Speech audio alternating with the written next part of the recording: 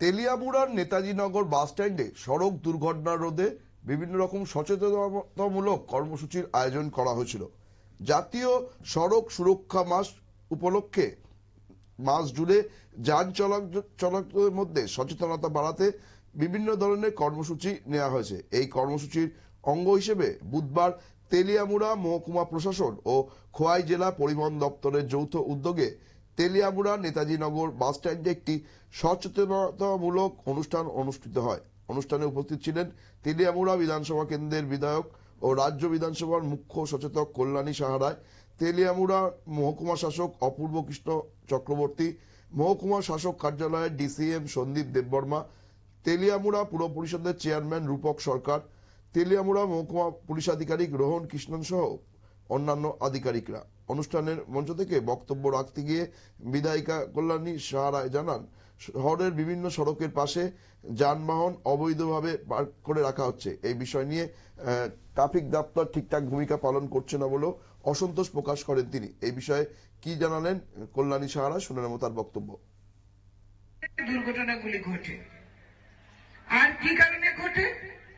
যারা যান চালনা করে চালক রয়েছে, তারা যখন নেশাগ্রস্ত অবস্থায় থাকে তখনই এই দুর্ঘটনাগুলি ঘটে।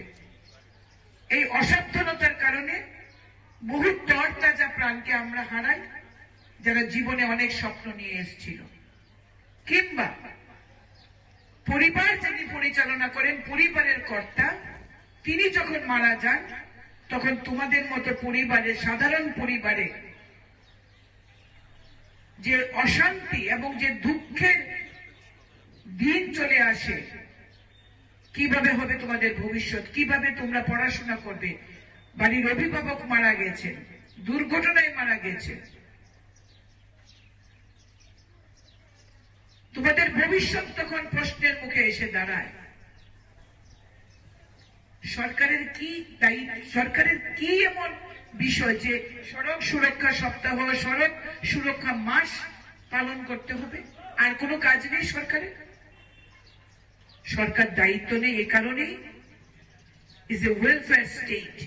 প্রত্যেকটি রাজ্য সংবিধানের স্বীকৃতিতে একটা ওয়েলফেয়ার স্টেট। কেন বিনামূল্যে চাল দেওয়া হয়? মানুষকে, মানব সম্পদকে বাঁচিয়ে রাখার জন্য। সরকার যেরকম দায়িত্ব পালন করছে তেমনি জনগণকেও দায়িত্ব পালন করতে হবে বলে তিনি জানান। শহর জুড়ে যেভাবে অবৈধ পার্কিং হচ্ছে সেটা নিয়ে ব্যবস্থা নিতে হবে। এই বিষয়ে মহকুমা পুলিশ আধিকারিকের দৃষ্টি আকর্ষণ করেন তিনি।